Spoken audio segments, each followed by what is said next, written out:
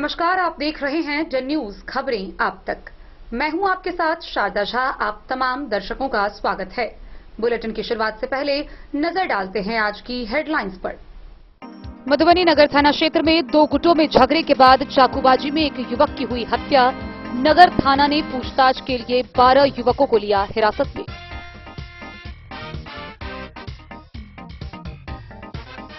मतदाता जागरूकता को लेकर डीडीसी दीपेश कुमार की अध्यक्षता में आयोजित हुई स्वीप कोर कमेटी की बैठक।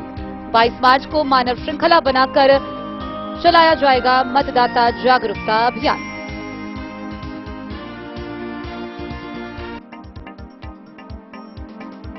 लोकसभा चुनाव व होली पर्व के मद्देनजर जयनगर रेलवे स्टेशन में रेल थाना ने शांति समिति की बैठक का किया आयोजन। रहिका थाना पुलिस ने गुप्त सूचना पर 29 लीटर देशी चुलाई शराब के साथ एक तस्कर को किया गिरफ्तार।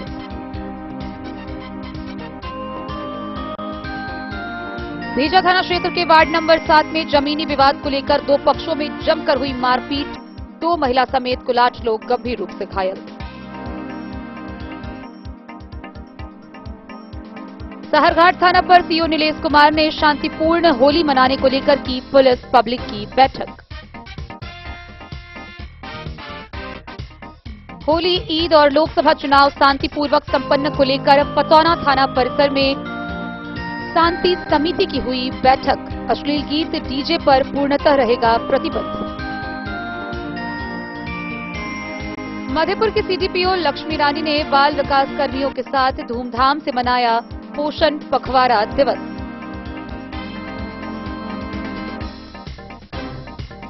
बासोपट्टी के थानाध्यक्ष अरविंद कुमार ने पेश की मानवता की मिसाल। एक्सीडेंट में सड़क पर तड़पते युवक को निजी वाहन से पहुंचाया तुरंत अस्पताल।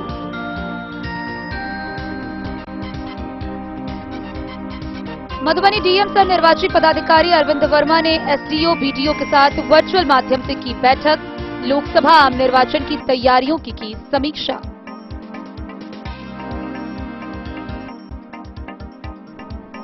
राजनगर के संदीप विश्वविद्यालय सिजौल के प्रांगण में प्रथम किसान मेला का हुआ आयोजन। किसानों को किया गया सम्मानित।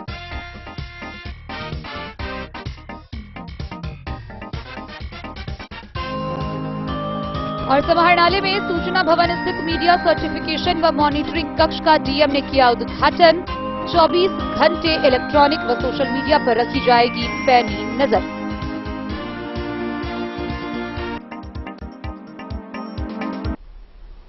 खबरें अब विस्तार से। मधुबनी नगर थाना क्षेत्र से एक बड़ी खबर सामने आ रही है, जहां बीते सोमवार की देर रात तकरीबन 1:30 बजे के आसपास पबजी खेलने के विवाद में 2 गुटों में जमकर मारपीट हो गई। 2 गुटों में कई लड़कों ने मिलकर मारपीट की, जिसमें एक 17 वर्षीय मोहम्मद इरशाद को चाकू से गोद दिया गया। आनन फानन में उसे मधुबनी सदर अस्पताल में भर्ती कराया गया, जहां उसकी नाजुक हालत को देखते हुए दरभंगा डीएमसीएच रेफर कर दिया गया, जहां इलाज के दौरान 17 वर्षीय मोहम्मद इरशाद की मौत हो गई। बहरहाल इस मामले को लेकर परिजन के द्वारा स्थानीय पुलिस को कोई सूचना नहीं दी गई थी। जब हमारे संवाददाता से पुलिस के द्वारा इस पर कुछ पूछताछ की गई, तब मधुबनी के पुलिस अधीक्षक सुशील कुमार ने सदर डीएसपी राजीव कुमार को इस बात की जानकारी के लिए निर्देशित किया। गौरतलब हो कि इस मामले को लेकर सदर डीएसपी राजीव कुमार के नेतृत्व में पुलिस बलों के द्वारा विभिन्न प्रकार से कार्रवाई करते हुए कुल 12 युवकों को हिरासत में लिया गया है। थानाध्यक्ष ने बताया है कि सभी से पूछताछ की जा रही है। निर्दोषों को छोड़ दिया जाएगा, वहीं दोषी और आरोपी लड़कों को आगे की कार्रवाई के लिए भेजा जाएगा। आइए हम आपको विस्तार से दिखाते हैं क्या है ये पूरी वारदात। मधुबनी नगर थाना क्षेत्र के वार्ड नंबर 32 में ईद चौक के नजदीक बीते सोमवार की रात तकरीबन 1:30 पर मोबाइल पर पबजी खेलने के दौरान कुछ लड़कों के 2 गुट में झगड़ा हो गया। झगड़ा के बाद मारपीट व छुराबाजी होने लगी। छुरेबाजी में एक युवक को चाकू से गोद दिया गया, जबकि 3 अन्य लड़के को भी चोटें आई। घायल मोहम्मद इरशाद 17 वर्ष का है, जिसे घायल अवस्था में सदर अस्पताल इलाज के लिए लाया गया, जहां उसकी नाजुक हालत को देखते हुए डीएमसीएच रेफर कर दिया। डीएमसीएच में इलाज के दौरान मोहम्मद इरशाद की मौत हो गई। घटना के संबंध में परिजनों द्वारा नगर थाना को कोई सूचना नहीं दिया गया। एसपी सुशील कुमार को जब पत्रकारों द्वारा घटना के संबंध में जानकारी देकर पूछा गया तो उन्होंने घटना के संबंध में डीएसपी सदर राजीव कुमार को जानकारी देते हुए कार्रवाई करने का निर्देश दिया। डीएसपी सदर, नगर थानाध्यक्ष सह पुलिस निरीक्षक सतेंद्र कुमार, नगर थाना की पुलिस एवं पैंथर मोबाइल की टीम घटनास्थल पर पहुंचकर मामले की जानकारी प्राप्त कर आरोपियों की गिरफ्तारी के लिए छापेमारी शुरू कर दिया। नगर थाना की पुलिस ने 12 संदिग्ध युवकों को इस मामले में पूछताछ के लिए हिरासत में लिया। मिली जानकारी के अनुसार बीते सप्ताह वार्ड 32 में मिलाद का आयोजन हुआ था।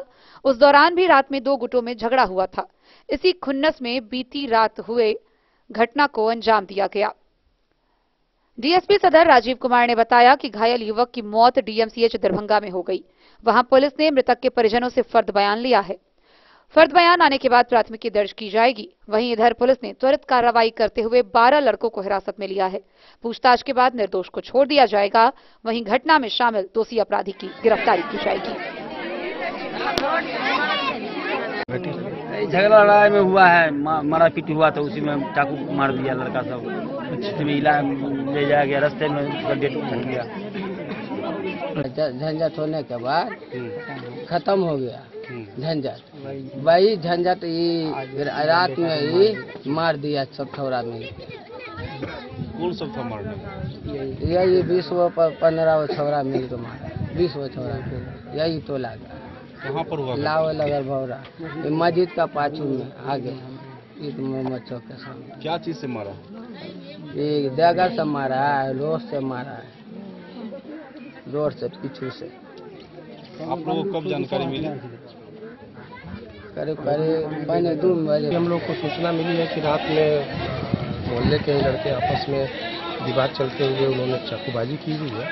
पुलिस को उस वक्त कोई सूचना नहीं दी गई। अभी पुलिस को सूचना लगभग 1 घंटे पहले मिली हुई है। पुलिस ने आई हुई है और इलाज के क्रम में उस लड़के की मृत्यु हो गई है डीएमसीएच में। परिवार के लोगों ने वहाँ पे अपना फर्ज बयान दिया हुआ है। फिर भी जो नाम लोग बता रहे हैं हम लोग शिकायत करके और छापामारी कर रहे हैं। कोशिश की जा रही है कि जो भी उसको अभियुक्त हो जल्द से जल्द अरेस्ट किया। मधुबनी से फिरोज आलम की रिपोर्ट।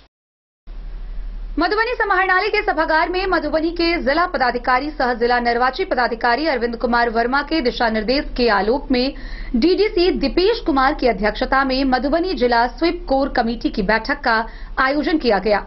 इस बैठक में निष्पक्ष भयमुक्त वातावरण में शांतिपूर्वक मतदान संपन्न कराने को लेकर कई दिशा निर्देश निर्गत किए गए। गौरतलब हो कि आगामी लोकसभा निर्वाचन 2024 को लेकर सभी स्तरों पर प्रशासनिक तैयारियां की जा रही है। निर्वाचन पदाधिकारी अरविंद कुमार वर्मा के निर्देश पर उप विकास आयुक्त दीपेश कुमार की अध्यक्षता में डीआरडीए स्थित कार्यालय कक्ष में आगामी लोकसभा आम निर्वाचन 2024 के आलोक में जिला स्वीप कोर कमेटी की बैठक आयोजित की गई। उपस्थित विभागों के पदाधिकारियों को निर्देश दिया गया कि अपने अपने विभागों से संबंधित स्वीप गतिविधियों को स्वीप कैलेंडर के आलोक में करना सुनिश्चित करें।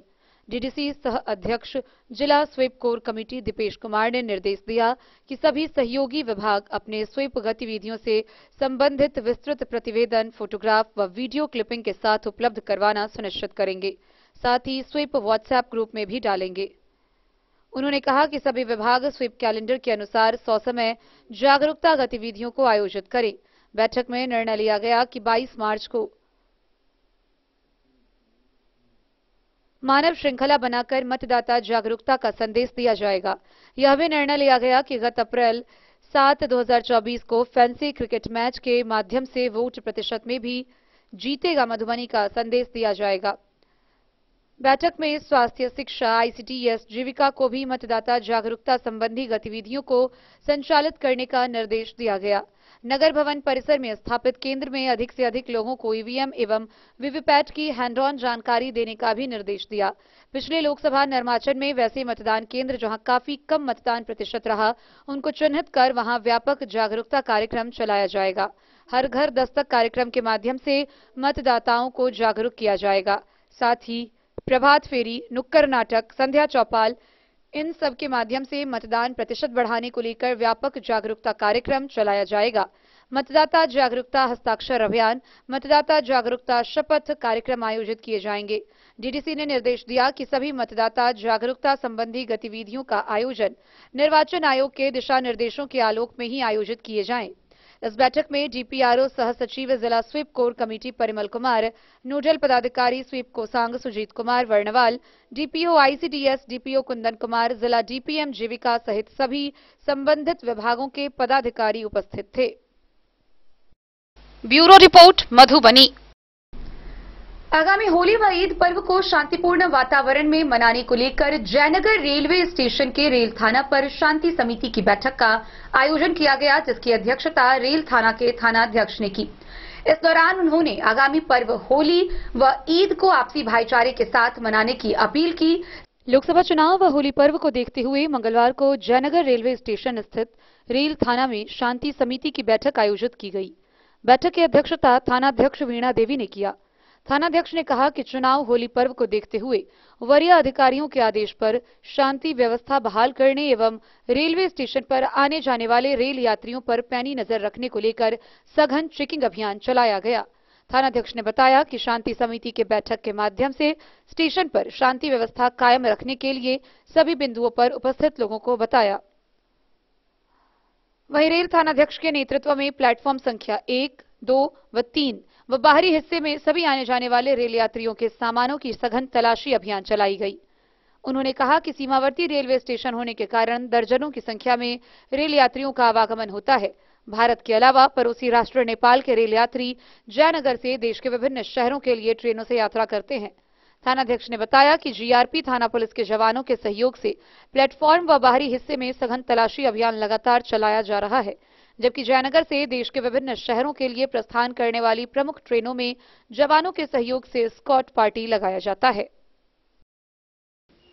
डेन न्यूज के लिए जयनगर से मोहम्मद अली की रिपोर्ट। रेखा थाना की पुलिस ने थाना क्षेत्र के नाजिरपुर गांव से 29 लीटर देसी चुलाई शराब के साथ एक तस्कर को हिरासत में लिया है। गिरफ्तार किए गए तस्कर की पहचान नाजिरपुर गांव निवासी तेज नारायण यादव उर्फ तेजू यादव के रूप में की गई है। गौरतलब हो कि पुलिस को गुप्त सूचना मिली थी कि तेज नारायण यादव देसी चुलाई शराब का निर्माण भी करता है और उसकी बिक्री भी करता है, जिसके आधार पर पुलिस ने छापेमारी करते हुए शराब के साथ उसे हिरासत में ले लिया। रेखा थाना पुलिस को गुप्त सूचना मिली कि ग्राम नाजिरपुर में एक शराब कारोबारी देशी चुलाई शराब बनाने व रखकर बिक्री करने का कार्य कर रहा है। सूचना के सत्यापन करने पहुंचे रेखा थाना पुलिस ग्राम नाजिरपुर शराब कारोबारी पुलिस की वाहन देखते ही भागने लगा, तो वहीं पुलिस बल के द्वारा खदेड़ कर पकड़ लिया गया। पकड़े गए व्यक्ति से नाम पता पूछने पर अपना नाम मधुबनी जिला के रेखा थाना क्षेत्र के नाजिरपुर गांव निवासी तेज नारायण यादव उर्फ तेजू यादव बताया। रेखा के थानाध्यक्ष रविंद्र कुमार ने जानकारी देते हुए बताया कि गुप्त सूचना के आधार पर 29 लीटर देशी चुलाई शराब के साथ उसे गिरफ्तार किया गया है। गिरफ्तार तस्कर के विरुद्ध उत्पाद मद्य निषेध अधिनियम के अंतर्गत प्राथमिकी दर्ज कर न्यायिक हिरासत में लेने हेतु व्यवहार न्यायालय मधुबनी भेज दिया गया। गिरफ्तार अभियुक्त शराब मामले में पूर्व में भी जेल जा चुका है। मधुबनी से फिरोज आलम की रिपोर्ट। भेजा थाना क्षेत्र के डाढ़ा पंचायत से एक हिंसक खबर सामने आ रही है, जहां जमीनी विवाद को लेकर दो गुटों में भयंकर मारपीट हो गई। यह मारपीट इतनी हिंसक थी कि कुछ देर के लिए पूरा पंचायत रण क्षेत्र में बदल गया था। इस घटना में दोनों पक्ष से कुल 8 लोग घायल हुए हैं। सभी को मधेपुर के रेफरल अस्पताल में भर्ती कराया गया, जहां से 2 घायलों की नाजुक स्थिति को देखते हुए उन्हें डीएमसीएच रेफर किया गया है। आइए हम आपको विस्तार से दिखाते हैं ये पूरी खबर।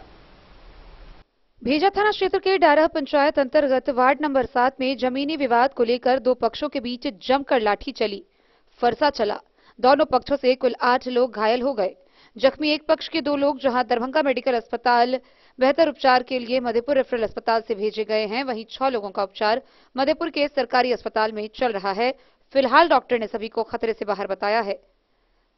मिली जानकारी के मुताबिक मोहम्मद मूसा अपनी जमीन में घर बना रहा था, जहां खुर्शीद आलम ने पुष्प जमीन को अपनी जमीन बताकर घर बनाने से मना किया। दोनों के बीच कहासुनी होने लगी, तभी दोनों पक्षों की महिलाओं का जुटान हुआ। फिर गाली गलौज होते होते पंचायत का वार्ड नंबर 7 रण क्षेत्र में बदल गया।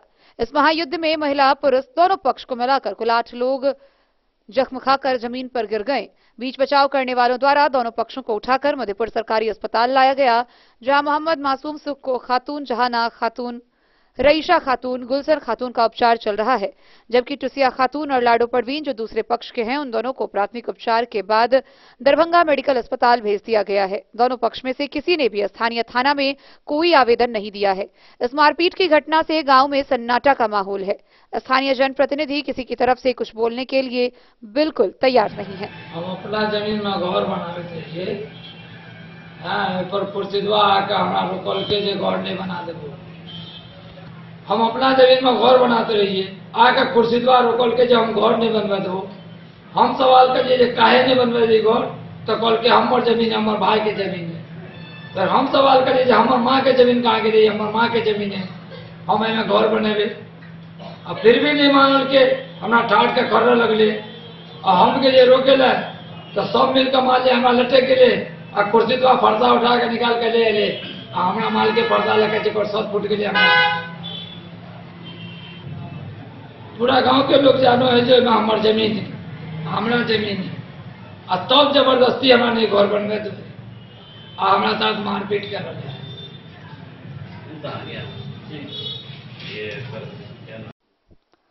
द न्यूज के लिए मधेपुर से अबू सलीम की रिपोर्ट। मधवापुर के अंचलाधिकारी नीलेश कुमार ने सहरघाट थाना परिसर में पुलिस पब्लिक की बैठक का आयोजन किया।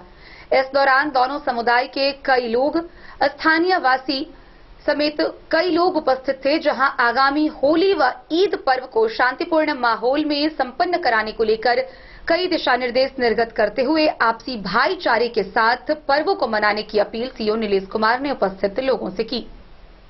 शराब के नशे में होली का हुड़दंग करने वालों की खैर नहीं होगी, इसलिए वैसी मानसिकता वाले लोग होली में सावधान रहे। ये बातें सीओ नीलेश कुमार ने सहरघाट थाना पर कही। वे वहां पुलिस अधिकारियों के साथ स्थानीय लोगों को संबोधित कर रहे थे। मौका था क्षेत्र में शांतिपूर्ण होली मनाने और मतदान करने के लिए पुलिस पब्लिक की बैठक के आयोजन का।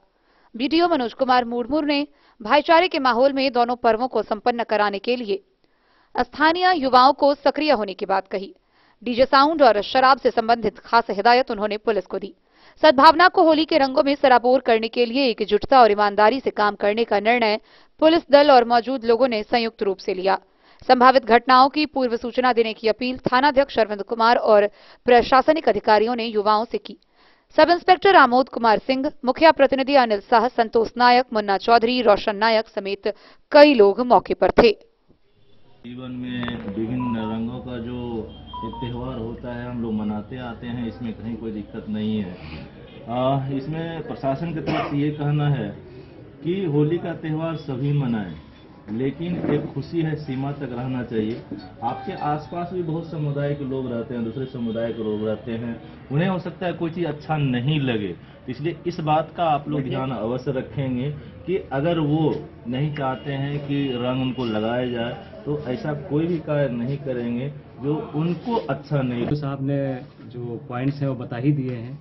जो प्रमुख बिंदु है वो ये कि डीजे को प्रतिबंधित किया गया, क्योंकि मैक्सिमम जो समस्याएं उत्पन्न होती हैं डीजे की वजह से होती हैं।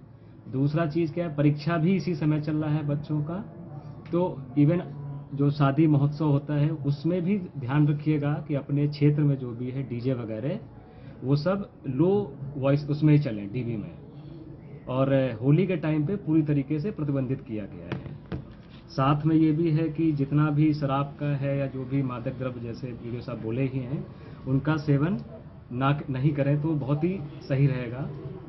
और इलेक्शन के परिप्रेक्ष्य में ये है कि जो युवा वर्ग है उसका वोट वोकल तो रहते हैं, परंतु वोट उनका ना के बराबर रहता है, क्योंकि मैक्सिमम लोग या तो बाहर पढ़ने के लिए चले जाते हैं, तो अपने बच्चों को या अपने जो भी परिवारजन हैं उनको बुलाइए ताकि वो वोट करें, क्योंकि ये मधवापुर प्रखंड क्षेत्र में जो वोटिंग परसेंटेज है वो 50% के आसपास ही है। उसको नेशनल एवरेज जो 67% है उसके एटलीस्ट उस लेवल तक जाना। द न्यूज के लिए मधवापुर से एसके दीपक की रिपोर्ट। खबरों का सिलसिला जारी रहेगा, जल्द ही लौटेंगे एक छोटे से ब्रेक के बाद। आप बने रहिए हमारे साथ।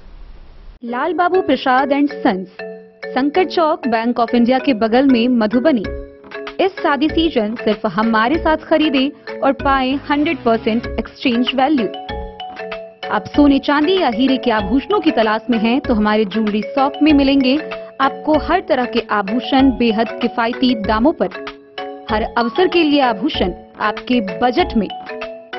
लाल बाबू प्रसाद एंड सन्स, संकट चौक, बैंक ऑफ इंडिया के बगल में, मधुबनी। नए और शानदार स्टॉक के साथ अब हर रिश्ते को करे और भी सुंदर।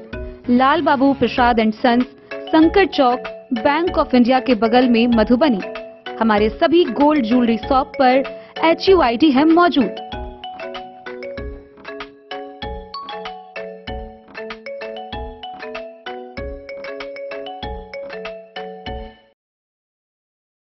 ट्रेंड के इस जमाने में क्या आप भी चाहते हैं स्टाइलिश और फैशनेबल कपड़े?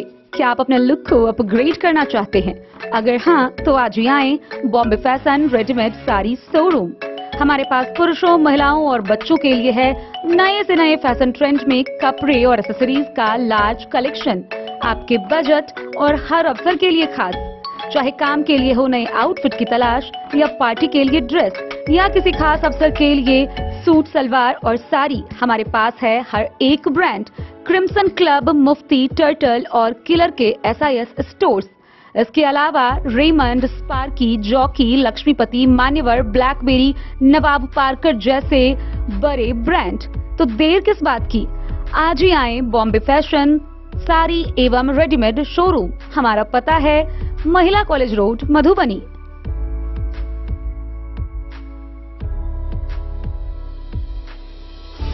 अगर है आपको सोने, चांदी या हीरे के आभूषणों की तलाश, तो आज ही आए लाल बाबू ज्वेलर्स, महिला कॉलेज रोड, मधुबनी। मिथिलांचल में 100 वर्ष से अधिक की विरासत और आपकी सेवा में हर आभूषण पर हॉलमार्क उपलब्ध है। हर अवसर के लिए आभूषण, शादी हो, पार्टी हो, त्योहार हो, आपके बजट में और आपके डिजाइन के अनुसार। तो आज ही हमारी ज्वेलरी शॉप पर आएं और अपने प्रियजनों के लिए खरीदे खूबसूरत आभूषण।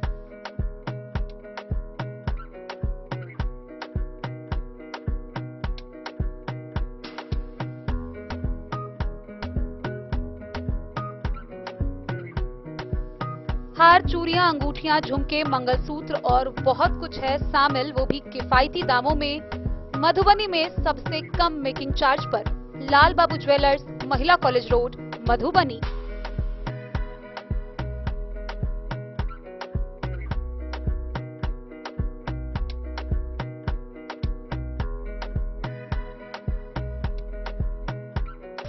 ज्वेलरी हाउस स्वर्णश्री, सोने की शुद्धता मापने वाला यंत्र कैरेटोमीटर यहाँ उपलब्ध है, क्योंकि सोने की शुद्धता और आपके विश्वास के साथ कोई समझौता नहीं।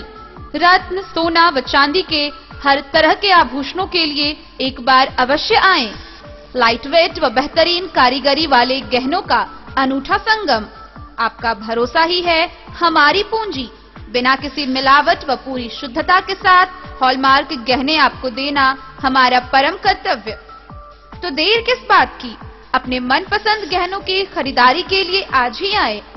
पता याद रखें, ज्वेलरी हाउस स्वर्णश्री, बड़ा बाजार, मधुबनी। बिजली प्रखंड के पतौना थाना परिसर में थानाध्यक्ष राजकिशोर की अध्यक्षता में शांति समिति की बैठक का आयोजन किया गया। इस बैठक में मुख्य रूप से आगामी पर्व होली व ईद को शांतिपूर्ण तरीके से मनाने को लेकर उपस्थित लोगों से अपील की गई। विशेषकर दोनों समुदाय के लोगों से आपसी भाईचारे के साथ होली व ईद पर्व मनाने की अपील की गई। साथ ही उपस्थित लोगों को आगामी लोकसभा निर्वाचन 2024 के मद्देनजर 100% मतदान को लेकर जागरूक किया गया। होली पर्व एवं आगामी ईद तथा लोकसभा चुनाव शांतिपूर्वक संपन्न को लेकर पतौना थाना परिसर में थानाध्यक्ष राजकिशोर की अध्यक्षता में शांति समिति की बैठक आयोजित की गई। बैठक में जनप्रतिनिधि के अलावे दोनों समुदायों के सामाजिक कार्यकर्ता एवं गणमान्य लोगों ने भाग लिया। बैठक को संबोधित करते हुए थानाध्यक्ष राजकिशोर ने कहा कि होली रंगों का त्योहार है, जिसे लोगों को सामाजिक सौहार्द वातावरण में मनाना चाहिए। उन्होंने जनप्रतिनिधि एवं समाज के प्रबुद्ध लोगों से कहा कि होलिका दहन का रस्म अपनी मौजूदगी में करवाना। उन्होंने कहा कि किसी प्रकार का व्यवधान उत्पन्न होने पर तुरंत पुलिस को सूचना दे। होली पर्व आपसी भाईचारा के साथ मनाएं। पर्व की आड़ में शांति भंग करने वाले व्यक्ति किसी भी सूरत में बख्शे नहीं जाएंगे। अश्लील गीत, डीजे पूर्णतः प्रतिबंधित रहेंगे। विधि व्यवस्था बनाए रखने को लेकर थानाध्यक्ष ने दोनों समुदाय के लोगों से प्रशासन को सहयोग करने की अपील की। बैठक में उपस्थित दोनों समुदाय के लोगों ने निर्णय लिया कि सभी आपसी भाईचारे के साथ यह पर्व मनाएंगे। मौके पर कई जनप्रतिनिधि, सामाजिक कार्यकर्ता, स्थानीय लोग समेत कई लोग उपस्थित थे। बिस्फी से सत्यनारायण यादव की रिपोर्ट। महिला एवं बाल विकास मंत्रालय के द्वारा विभिन्न क्षेत्रों में पोषण पखवाड़ा का आयोजन किया जा रहा है। इसी क्रम में मधेपुर की बाल विकास परियोजना पदाधिकारी लक्ष्मी रानी के नेतृत्व में सीडीपीओ कार्यालय में कर्मियों के द्वारा धूमधाम से पोषण पखवाड़ा सप्ताह का आयोजन किया गया। महिला एवं बाल विकास मंत्रालय द्वारा जहां देश भर में विभिन्न कार्यक्रमों के साथ पोषण पखवाड़ा 2024 मनाया गया, वहीं मधेपुर बाल विकास परियोजना पदाधिकारी लक्ष्मी रानी एवं बाल विकास के कर्मियों के द्वारा धूमधाम से कार्यालय परिसर में पोषण पखवाड़ा दिवस मनाया गया। इसका उद्देश्य जन आंदोलन और जन भागीदारी के जरिए पोषण के महत्व के प्रति जागरूकता और खाने की स्वस्थ आदतों को बढ़ावा देना है। पोषण पखवाड़ा मार्च के महीने में प्रत्येक वर्ष 15 दिनों तक मनाया जाता है। महिला एवं बाल विकास मंत्रालय पोषण पखवाड़ा के समन्वय के लिए नोडल मंत्रालय है। इसी प्रकार सितंबर माह में भी पूरे देश में राष्ट्रीय पोषण माह मनाया जाता है। इस अवसर पर प्रखंड समन्वयक प्रशांत गौरव, प्रभाकर आजाद, महिला पर्यवेक्षक मनीषा कुमारी, कल्पना, मधुलिका सोनी समेत कई सेविका व सहायिका उपस्थित थी। हर विद्यालय, हर गांव, हर शहर में सही पोषण की गूंज उठेगी। इस जन आंदोलन से मेरे भारतीय भाई और बहन और सब बच्चे स्वस्थ होंगे और पूरी क्षमता प्राप्त। बोले डेन न्यूज के लिए मधेपुर से अबू सलेम की रिपोर्ट।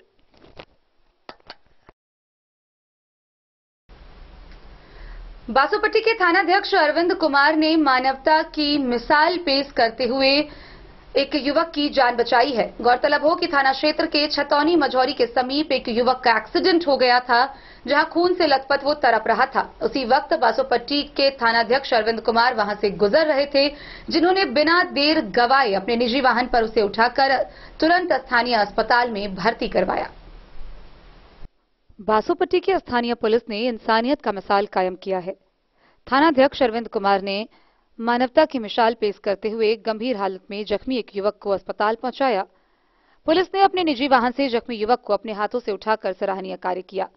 छतौना मझौरा मुख्य मार्ग में सड़क दुर्घटना में एक युवक गंभीर रूप से जख्मी हो गया था।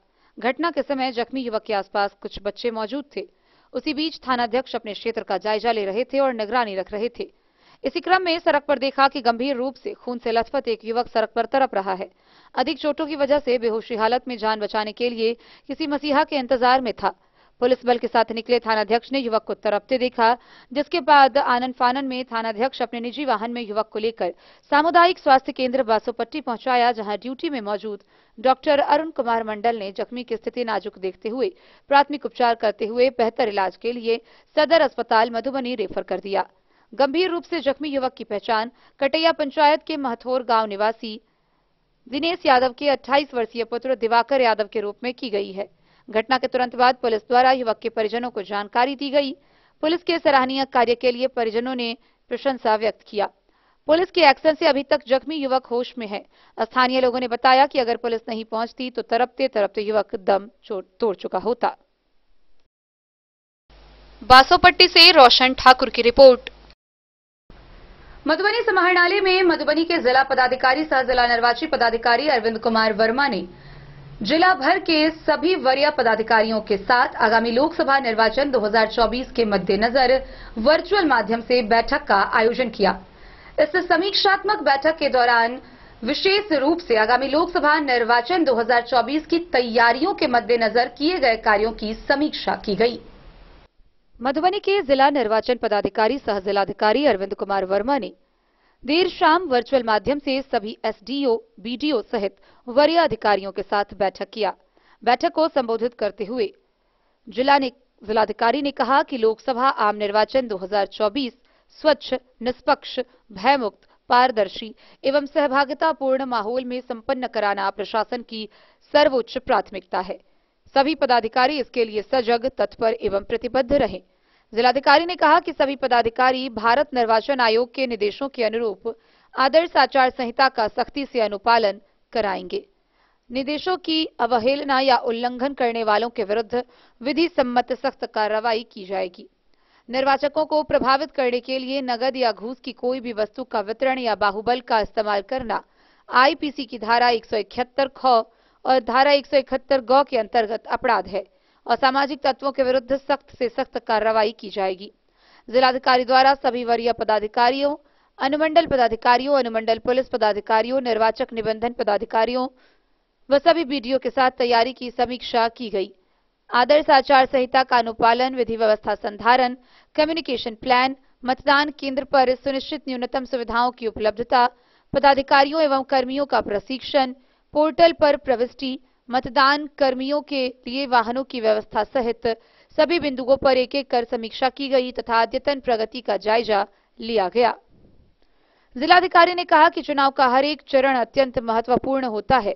नाम निर्देशन, संवीक्षा, अभ्यर्थिता वापसी, मतदान, मतगणना सहित निर्वाचन की संपूर्ण प्रक्रिया की समाप्ति तक सभी पदाधिकारियों को भारत निर्वाचन आयोग के निर्देशों का अक्षरशः अनुपालन सुनिश्चित करना होगा।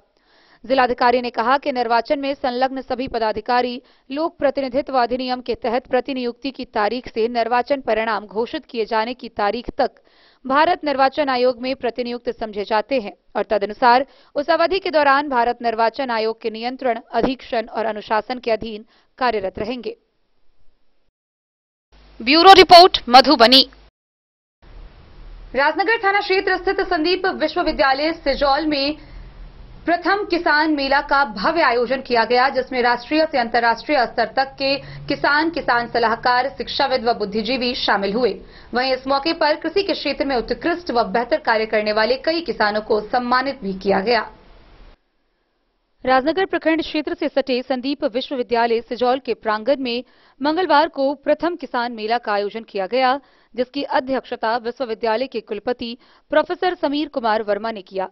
किसान मेला के मुख्य अतिथि पद्मश्री दुलारी देवी, अति विशिष्ट अतिथि विश्वविद्यालय के संस्थापक सह अध्यक्ष डॉक्टर संदीप झा, विशिष्ट अतिथि संदीप फाउंडेशन के डायरेक्टर आर्यन झा, अतिथि विकासशील किसान महेश्वर ठाकुर, डॉक्टर इंदुशेखर सिंह, डायरेक्टर मखाना अनुसंधान केंद्र दरभंगा, कृषि विज्ञान केंद्र बसैट के कृषि वैज्ञानिक डॉक्टर मंगलानंद झा, कृषि विज्ञान केंद्र सुखैत के कृषि वैज्ञानिक डॉक्टर राहुल सिंह राजपूत एवं धनंजय सिंह, दुग्ध उत्पादन विकास पदाधिकारी मधुबनी, मुख्य अतिथि दुलारी देवी का विश्वविद्यालय के अध्यक्ष डॉक्टर संदीप झा ने मिथिला परंपरा अनुसार पाग दोपटा के साथ पौधा प्रदान कर सम्मानित किया। अति विशिष्ट अतिथि विश्वविद्यालय के संस्थापक सह अध्यक्ष डॉक्टर संदीप झा को विश्वविद्यालय के कुलपति प्रोफेसर समीर वर्मा द्वारा पाग दुपटा व पौधा भेंट कर सम्मानित किया गया। विश्वविद्यालय की छात्राओं द्वारा आमंत्रित अतिथियों का स्वागत परंपरागत मधुर मैथिली गान के साथ किया। किसान मेला का उद्घाटन अतिथियों द्वारा दीप प्रज्वलित कर किया गया। विश्वविद्यालय के अध्यक्ष डॉक्टर संदीप झा ने अपने संबोधन में कहा कि कृषि विश्व की सबसे प्राचीनतम पेशा है। कृषि प्रधान देश के साथ ही मिथिला की घरेलू अर्थव्यवस्था मजबूत। स्वतंत्रता के पूर्व मिथिला में जूट, चीनी, पेपर मिल के कारण किसानों की अर्थव्यवस्था मौजूद थी, लेकिन स्वतंत्रता के बाद मिलों के बंद होने के कारण मिथिला के ग्रामीण क्षेत्रों में माइग्रेशन बढ़ा है, जो चिंता का विषय है। किसान मेला में मधुबनी जिला के विभिन्न पंचायतों से आए अपने क्षेत्र में उत्कृष्ट योगदान देने वाले खेतीहर किसान को प्रमाण पत्र देकर सम्मानित किया गया। हजारों किसान बंधुओं को जागरूक करने के उद्देश्य से कृषि विभाग के छात्रों द्वारा नुक्कड़ नाटक व छात्राओं द्वारा मिथिला की परंपरागत झिझिया नृत्य प्रस्तुत की गई। अध्यक्षीय संबोधन में विश्वविद्यालय के कुलपति डॉक्टर समीर कुमार वर्मा ने विश्वविद्यालय के किसान मेला में आए कृषि वैज्ञानिकों एवं मधुबनी जिला के विभिन्न पंचायतों के पंचायत प्रतिनिधियों का आभार व्यक्त किया। इस अवसर पर विश्वविद्यालय के सभी विभागों के विभागाध्यक्ष के साथ ही भू अर्जन कमेटी के सदस्य भी उपस्थित रहे।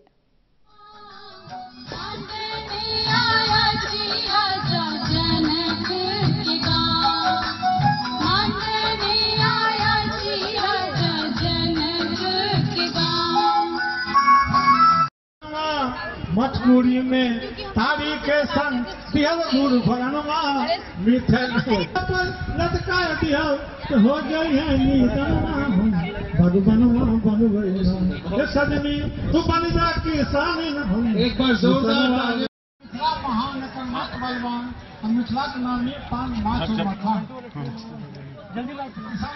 कितना हेक्टेयर में लगा रहे हैं उस हिसाब से क्या करते हैं, हम बर्जर का यूज करते हैं। हम 2 वोल्ट से लेके 24 किलोवाट तक इलेक्ट्रिसिटी जनरेट करते हैं, ताकि क्या हो कि बड़े पैमाने पे हम इसको सेटअप कर सके खेतों में। इसके लिए मेनली सिलिकॉन का यूज होता है, ट्रांसमीटर का यूज होता है, HW बैटरी का यूज होता है और बर्जर का यूज होता है, जिससे क्या हम बड़े पैमाने पे भी इसको लगा सकते हैं और न किसान को इससे कोई हार्म होगा न एनिमल को इससे कोई हार्म। पावर सप्लाई कितना होता है इसमें? 2 किलोवाट से लेकर 24 लैंड के वोल्ट क्या होता है इसका? 2 वोल्ट से लेकर 24, मतलब जितना लैंड रहेगा जितना छोटा लैंड रहेगा। एसी होता है या डीसी होता है ये कनेक्टर? एसी होगा, डायरेक्ट करंट का होता है, डीसी होता है। ये बहुत अच्छा प्रश्न किए हैं। हम लोग पिछले साल 2023 में दरभंगा के मिथिला यूनिवर्सिटी के प्रांगण में मुंबई की नामचीन संस्था मैथिल समन्वय समिति के सहयोग से हम लोग रोजगार मेला का आयोजन किया था और पिछले साल भी हम लोग को रोजगार मेला में बहुत अच्छा आउटकम मिला। उससे प्रोत्साहित होके हम लोगों ने इस बार अपनी यूनिवर्सिटी कैंपस में रोजगार मेला का आयोजन किया। करीबन 60 से 100 के बीच में कंपनीज यहाँ पे आई थी और आपको बहुत खुशी होगी जो कम से कम 600 बच्चों का सिलेक्शन हुआ और इसमें 80% स्टूडेंट्स का ऑफर लेटर कैंपस से ही दिया गया, स्टेज से ही दिया गया, जो कि अपने आप में अपने आप में एक माइलस्टोन है। और बहुत से लोग तो कह रहे हैं जो ये रेस्पॉन्स को देखते हुए इंडस्ट्रीज, रिक्रूटर्स और स्टूडेंट्स का रेस्पॉन्स देखते हुए यहाँ के लोग कहते हैं जो क्यों ना इसको साल में 2 बार किया जाए। लेकिन फिलहाल हम लोग एनुअल इवेंट कर रहे हैं और अगले साल भी 2025 में भी हम लोग इसी जोश खरोश के साथ में रोजगार मेला का आयोजन करेंगे। यूनिवर्सिटी के बच्चों ने कुछ बहुत ही अच्छा मॉडल बनाया। उन्होंने ये वाटर हार्वेस्टिंग के ऊपर उन्होंने बनाया था, ये पेस्टिसाइड का जो स्प्रेइंग होता है उसमें ऑटोमेशन को लेके उन्होंने प्रोजेक्ट्स लगाया था। एक बच्चा जैसा आपने बताया और जो बाहर में जो कैटल अनवांटेड कैटल जो क्रॉप में घुस जाता है, खेत में घुस जाता है, उससे कैसे बचाव हो उसका बहुत ही अच्छा उन्होंने प्रोजेक्ट बनाया था। और हमने छात्रों को कहा है, हमने स्टूडेंट को कहा है ये इस प्रोजेक्ट को आप इम्प्लीमेंट करें, कैंपस में आप इम्प्लीमेंट करें और इसके लिए हम लोग भरपूर सहयोग देंगे और वो लोग कैसे एक अच्छा स्टार्टअप कर सकते हैं, बना सकते हैं, इसके लिए भी हम लोग उनको प्रमोशन देंगे। कलकत्ता से आता है, बंगाल से आता है। मिथिला के लोग मछली के शौकीन होते हैं और यहाँ पे बहुत अधिक संख्या में तालाब भी है, नदी भी है, फील्ड भी। मछली आता है आपका आंध्र प्रदेश से, आपका मटन आता है आपका राजस्थान से आता है। मतलब आप लोग खाएंगे, सब कुछ करेंगे, लेकिन उपजाएंगे नहीं। एक तो वैसे भी इकोनॉमी आपका मनी ऑर्डर बेस्ड इकोनॉमी है, आपका बाहर से इकोनॉमी आती है और फिर वही इकोनॉमी बाहर चली जाती है। हमारा कृषि प्रधान क्षेत्र होते हुए भी कृषि के लिए 3 चीजों की जरूरत पड़ती है मुख्यतः। राजनगर से सुजीत गुप्ता की रिपोर्ट। उपजाऊ है, दूसरा।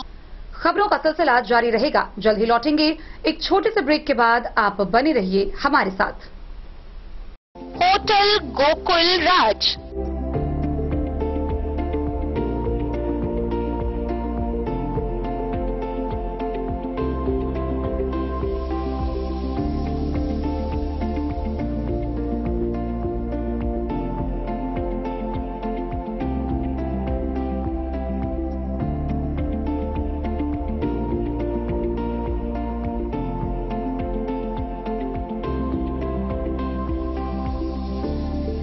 शहर के भीड़ भाड़ से दूर शांति और सुकून से भरे वातावरण में मधुबनी शहर के लहरियागंज वार्ड नंबर 1 में पूरे मिथिलांचल क्षेत्र का सबसे भव्य होटल होटल गोकुल राज 4 मंजिला इमारत की इस होटल में है 4 बड़े बड़े बैंकेट हॉल, रिंग सेरेमनी, शादी, मीटिंग या पार्टी, हर एक आयोजन के लिए अलग से हॉल की व्यवस्था, रेस्टोरेंट की व्यवस्था जहां एक से बढ़कर एक लजीज व्यंजनों का मिलेगा संगम और रहने का उचित प्रबंध, suite room, AC room, non AC room से सुसज्जित होटल जहां लिफ्ट की भी है व्यवस्था, पार्किंग का पूरा इंतजाम।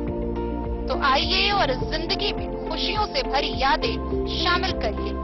होटल गोकुल राज मधुबनी में आप लोगों का स्वागत है। होटल गोकुल राज, लहरियागंज, वार्ड नंबर 1, मधु।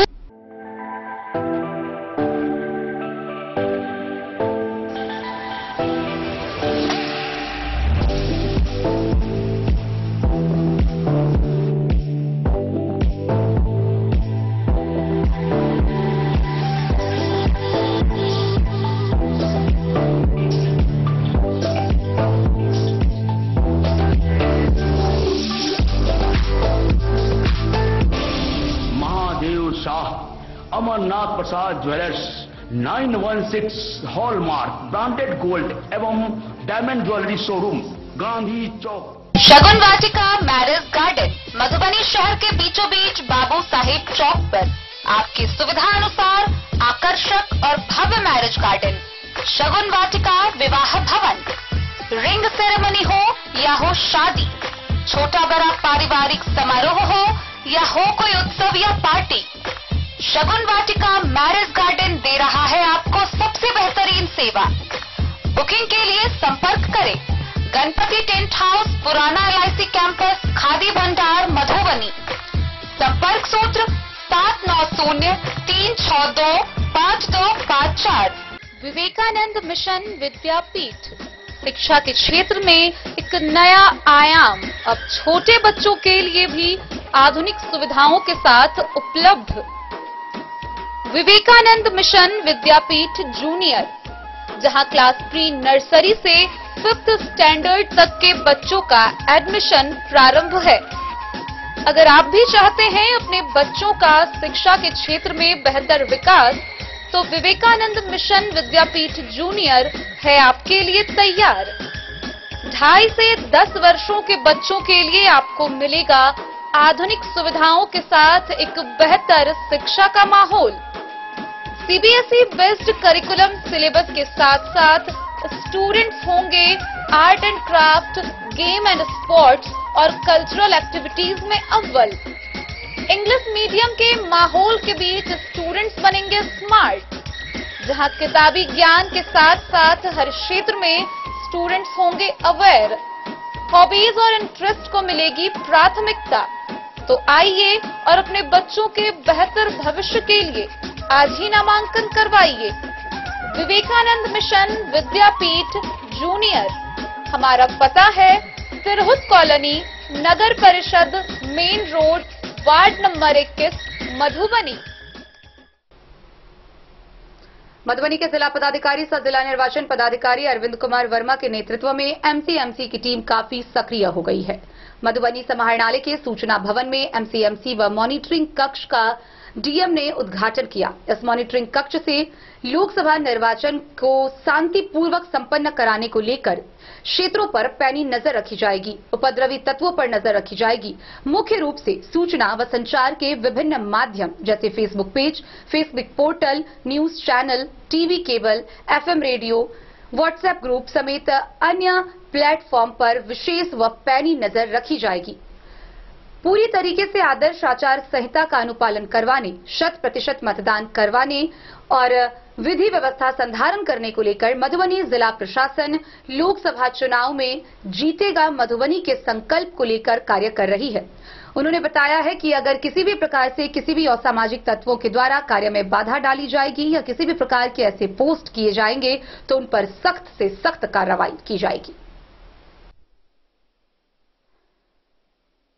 मधुबनी सूचना भवन में मीडिया प्रबंधन एवं एमसीएमसी कोषांग के तहत मीडिया एवं सोशल मीडिया मॉनिटरिंग कक्ष वार रूम का उद्घाटन डीएम सह जिला निर्वाचन पदाधिकारी अरविंद कुमार वर्मा ने किया। यह मॉनिटरिंग कक्ष 24 घंटे कार्य करेगा। इस कक्ष में 3 टीवी सेट डिस्क कनेक्शन के साथ लगाए गए हैं, जिस पर चलने वाले राजनीतिक विज्ञापनों एवं खबरों पर 24 घंटे नजर रखी जाएगी।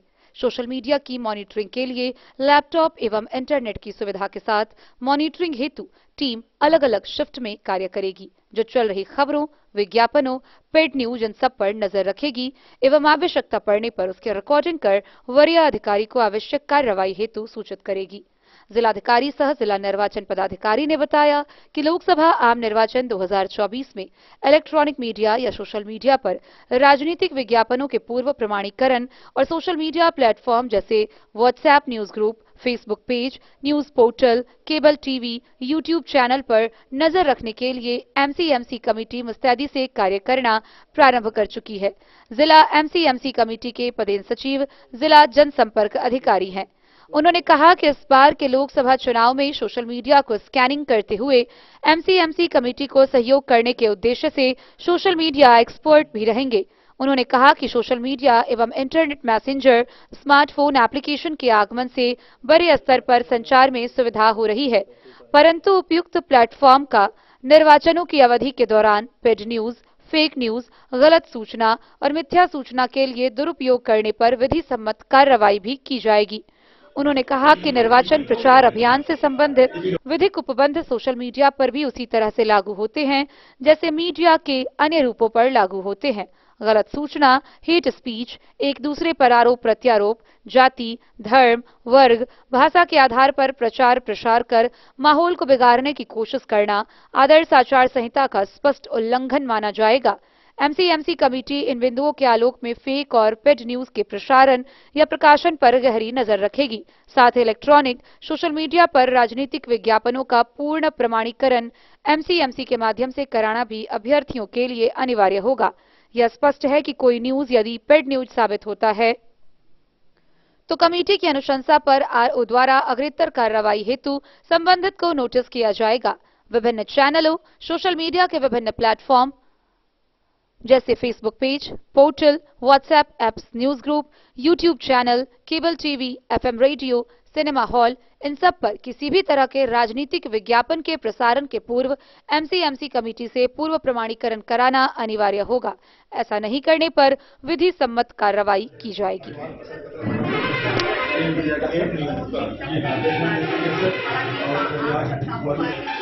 और इन सर अपना इसमें है सर सोशल मीडिया और पोर्टल न्यूज इलेक्ट्रॉनिक मीडिया को भी संस्था का नाम रहेगा सर।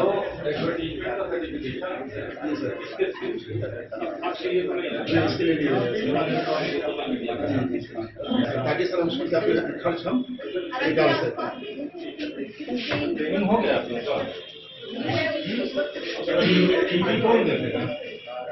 लोग जानते हैं जैसे ही प्रेस नोट जारी होगा उसी समय से ही एमसीएमसी कोषांग जो है कार्यरत हो जाना चाहिए। तो यहाँ भी उसकी शुरुआत कर दी गई थी। कोषांग का गठन हम लोग प्रेस नोट जारी होने पहले ही कर दिए थे। आज फॉर्मली शीतकाल के उद्घाटन किए हैं, हालांकि प्रेस नोट जारी होते ही चल रहा है तब से। इसलिए किए हैं ताकि एक प्रचार करने का एक माध्यम है, करने का उद्देश्य शीतकाल के, ताकि लोग जाने कि मीडिया सर्टिफिकेशन एमसीएमसी कोषांग यहाँ पे चल रहा है। और जो कोषांग के दायित्व हैं उसके बारे में भी सभी लोगों को बताया गया है, सभी राजनीतिक दलों से अवगत कराया गया है। किसी प्रकार का इलेक्ट्रॉनिक मीडिया, सोशल मीडिया जो विज्ञापन वगैरह अगर कराना होता है चुनाव प्रचार से समय किसी संबंधित किसी भी कैंडिडेट को उससे पहले सर्टिफाई करवाना होता है एमसीएमसी कोषांग से। साथ ही साथ ये कोषांग पेड न्यूज पे भी निगरानी रखेगा। कहीं कोई ऐसा मामला आएगा तो जो आयोग के निर्देश है उसके अलावा नियम संगत कार्रवाई की जाएगी। इसके अलावा आदर्श आचार संहिता के उल्लंघन के भी मामले वो देखेंगे। तो इसीलिए यहाँ की टीम को एक राउंड ट्रेनिंग दी गई है। अभी एक राउंड और करने निर्देशित किया गया है ताकि जो हमारी टेलीविजन व्यूइंग टीम रहेगी वो लगातार इलेक्ट्रॉनिक मीडिया के द्वारा देखती रहेगी। सोशल मीडिया की अलग टीम है और प्रिंट मीडिया निगरानी की अलग टीम है, 24/7 कार्यरत रहेगी। और मुझे राजनीतिक दलों के साथ हम लोगों ने मीटिंग किया था तो उनको भी इन बातों से अवगत कराया है। तो मुझे उम्मीद है कि अपने जिले में बहुत अच्छे तरीके से चुनाव संपन्न होगा और आप लोगों के सही आदर्श आचार संहिता के बहुत कम उल्लंघन के मामले हैं। Thank you. Bureau report Madhubani. आगामी होली पर्व व ईद के मद्देनजर क्षेत्र में शांति व्यवस्था कायम रखने को लेकर बिस्फी व पतौना के थानाध्यक्ष के द्वारा अपने अपने क्षेत्रों में सघन छापेमारी अभियान चलाई गई। इस दौरान भटरा गांव से 28 लीटर देसी चुलाई शराब के साथ सतन राम नाम के एक तस्कर को गिरफ्तार किया गया है। पुलिस ने गिरफ्तार तस्कर को आगे की कार्रवाई के लिए न्यायिक हिरासत में भेज दिया है। बिस्फी के थानाध्यक्ष सह पुलिस निरीक्षक अविनाश कुमार एवं औसी के थानाध्यक्ष विकास कुमार ने अपने अपने क्षेत्र में होली पर्व शांतिपूर्ण संपन्न कराने को लेकर शराब धंधेबाजों के खिलाफ छापेमारी अभियान तेज कर दी है। प्राप्त जानकारी के अनुसार सोमवार को थाना क्षेत्र के विभिन्न आम के बगीचे एवं झाड़ी में छापेमारी अभियान चलाया गया। इस दौरान बिस्फी पुलिस ने थाना क्षेत्र के भटरा गांव निवासी सतन राम को 28 लीटर चुलाई महुआ शराब के साथ गिरफ्तार किया, जबकि एक धंधेबाज भागने में सफल रहा। इस मामले में भटरा गांव निवासी गिरफ्तार धंधेबाज सतन राम एवं झगरू महतो के विरुद्ध प्राथमिकी दर्ज की गई है। वहीं दूसरी ओर औसी पुलिस ने थाना क्षेत्र के धेपुरा पेट्रोल पंप के पीछे झाड़ी में 50 लीटर चुलाई शराब को नष्ट किया। बिस्फी के थानाध्यक्ष अविनाश कुमार ने कहा कि शराब धंधेबाज के खिलाफ लगातार छापेमारी अभियान चलाया जा रहा है। शराब धंधेबाज से कोई समझौता नहीं किया जाएगा, उसके खिलाफ सख्त कार्रवाई की जाएगी। बिस्फी से सत्यनारायण यादव की रिपोर्ट। केंद्र सरकार का लक्ष्य 2025 तक भारत को टीबी मुक्त यानी कि यक्ष्मा मुक्त बनाना है और इसको लेकर कई योजनाओं का संचालन भी किया जा रहा है। इस योजना के तहत अगर कोई व्यक्ति चाहे या संस्था चाहे तो टीबी मरीज को गोद लेकर उनके विभिन्न कार्यों में अपना योगदान दे सकते हैं। आइए हम आपको विस्तार से बताते हैं क्या है यह विभिन्न योजना। केंद्र सरकार ने 2025 तक भारत को टीबी मुक्त करने का निर्णय लिया है। सरकार इसके लिए प्रयासरत भी है। इसी आलोक में टीबी मरीजों के लिए सरकार तथा अन्य संस्थाओं के द्वारा कई पहल की जा रही है। सरकार यक्ष्मा मरीजों को उपचार व पौष्टिक आहार लेने के लिए निक्षय पोषण राशि भी उपलब्ध करवा रही है। साथ ही कई संस्थाओं एवं आम लोगों के लिए सरकार निक्षय मित्र योजना का भी संचालन कर रही है, जिसके तहत कोई भी व्यक्ति टीबी मरीजों को गोद लेकर पौष्टिक आहार व अन्य प्रकार से सहयोग कर सकता है। वहीं कुछ संस्थाएं यक्ष्मा मरीजों को स्वरोजगार भी उपलब्ध करा रहा है। इसी क्रम में राजनगर प्रखंड के एमडीआर टीबी मरीज चंद्रिका देवी को आईआईएच संस्था के सहयोग से सिलाई मशीन जीविका उपार्जन के लिए दिया गया। लैब टेक्नीशियन इसामतुल्लाह उर्फ गुलाब ने टीबी मुक्त मरीज को सिलाई मशीन देकर जीविका उपार्जन हेतु नसीहत दी और बताया कि जिले में और कई कार्यक्रम किए जा रहे हैं। इसके लिए सब मिलकर संकल्पित हैं कि जिले को जल्द से जल्द टीबी मुक्त बनाया जाए। स्वास्थ्य विभाग की टीम तथा कोयलख पंचायत के मुखिया शेखर सुमन के द्वारा कोयलख पंचायत को टीबी मुक्त करने का पहल किया गया था। कुछ माह पूर्व टीबी मुक्त हो जाने का दावा भी राजनगर के बीपीआरओ प्रखंड पंचायती राज पदाधिकारी के माध्यम से सरकार को पेश किया गया है। जल्द ही जिले का कोयलख पहला पंचायत होगा जो टीबी मुक्त होगा। Civil surgeon doctor Naresh Kumar Bhimsaria ने कहा कि भारत सरकार ने टीबी उन्मूलन के लिए 2025 का वर्ष निर्धारित किया है, जिसके लिए जमीनी स्तर पर कार्य करने की आवश्यकता है। वहीं लोगों को भी समेकित रूप से जागरूकता हेतु प्रयास करना होगा। उन्होंने बताया, स्वास्थ्य विभाग की टीम प्रखंड स्तर पर प्रत्येक समुदाय में कार्य कर रही है और ज्यादा से ज्यादा रोगियों की खोज व उपचार हमारा संपूर्ण लक्ष्य है, जिससे टीबी पर विजय पाई जा सके। टीबी पूर्ण रूप से ठीक होने वाली बीमारी है, बशर्ते नियमित रूप से दवा का सेवन करना जरूरी है। टीबी के रोगियों को निःशुल्क दवा का वितरण सरकारी अस्पतालों के द्वारा किया जाता है। प्रत्येक प्रखंड में स्पुटम जांच की व्यवस्था की गई है। लगातार 3 हफ्तों से खांसी का आना और आगे जारी रहना टीबी के मुख्य लक्षणों में से एक है। इसके अलावा खांसी के साथ खून का आना, छाती में दर्द और सांस का फूलना, वजन का कम होना, ज्यादा थकान महसूस होना, शाम को बुखार आना, ठंड लगना, रात में पसीना आना, यह सभी टीबी के लक्षण हैं। मधुबनी से फिरोज आलम की रिपोर्ट। बिस्फी थाना के एक पीटीसी हरिराम सिंह का एएसआई पद पर पदोन्नति हुआ है। गौरतलब हो कि बिस्फी थाना परिसर में एसएचओ अविनाश कुमार ने पीटीसी हरिराम सिंह को एएसआई पद पर प्रोन्नति होने पर स्टार व बैच लगाकर उसे बधाई व शुभकामनाएं दी। में पदोन्नति मिली है। बिस्फी थाना परिसर में मंगलवार को पुलिस निरीक्षक सह एसएचओ अविनाश कुमार ने पदोन्नति पाए पुलिस पदाधिकारी हरेराम सिंह को बैच स्टार लगाकर बधाई व शुभकामनाएं दी। एसएचओ अविनाश कुमार ने कहा कि पदोन्नति मिलना हमेशा ही हर्ष का क्षण होता है। उन्होंने कहा कि सभी पुलिस पदाधिकारियों का एक ही कर्तव्य है कि वो हमेशा पीड़ितों को न्याय दिलाने में अहम भूमिका निभाएं। मौके पर महिला दरोगा नीतू, एएसआई धनराज यादव, कार्यपालक सहायक छोटू कुमार, महिला सिपाही पूजा रूना सहित उपस्थित पुलिसकर्मियों ने एएसआई हरेराम सिंह को बधाई दी। बिस्फी से सत्यनारायण यादव की रिपोर्ट। मधुबनी शहर स्थित वैदेही कला परिषद के मासिक कार्यक्रम का आयोजन किया गया। गौरतलब हो कि इस कार्यक्रम के आयोजन का मुख्य थीम होली रखा गया था, जहां वैदेही कला परिषद के सदस्यों के द्वारा एक से बढ़कर एक प्रस्तुति दी गई। वैदेही कला परिषद का मासिक कार्यक्रम बड़े ही समारोहपूर्ण वातावरण में होली के रंग अबीर के साथ मनाया गया। होली के गीत के अनेकों फुहार से सभी श्रोता जैसे भीगने लगे। कार्यक्रम का प्रारंभ छोटो बच्चों के शोलो वादन से हुआ, जिसमें चैतन्य और पीयूष ने अपनी प्रस्तुति से सबका मन मोह लिया। तत्पश्चात कलाकार आशुतोष मिश्रा ने बनारस घराने के कुछ बोलों से सबका परिचय कराया। वैभव मिश्रा द्वारा राग भीम पलासी की सुंदर प्रस्तुति दी गई। सुरेंद्र कुमार ने भगवती वंदना तथा वैष्णवी मिश्रा ने जानकीनाथ सहाय करे भजन गाकर खूब तालियां बटोरी। डॉली सिंह द्वारा होली के गीत तथा नीतीश ठाकुर की प्रस्तुति ने महफिल में चार चांद लगा दिया। कार्यक्रम के अंतिम पक्ष में शिवम मिश्रा ने अपनी प्रस्तुति से सबों के मन को मोह लिया। उन्होंने 2 अलग-अलग भाषाओं में होली गाकर पूरे महफिल में रंग भर दिया। कार्यक्रम का संचालन पंडित रविशंकर मिश्रा ने किया। अध्यक्षता भोलानंद झा व धन्यवाद ज्ञापन वेदानंद शाह ने की। कार्यक्रम में डॉक्टर पंजयार, उदय जायसवाल, ज्योति रमन झा बाबा, रेवती रमन झा, चंदेश्वर खां, सुखदेव राउत, ललन कुमार समेत कई श्रोता मौजूद थे। दिन न्यूज के लिए सुमित कुमार की रिपोर्ट। तो आज की इस बुलेटिन में फिलहाल इतना ही। कल फिर हाजिर होंगे नई खबरों के साथ। तब तक दीजिए पूरी टीम को इजाजत और मधुबनी की हर छोटी बड़ी खबरों के लिए देखते रहिए दिन न्यूज, खबरें आप तक। नमस्कार।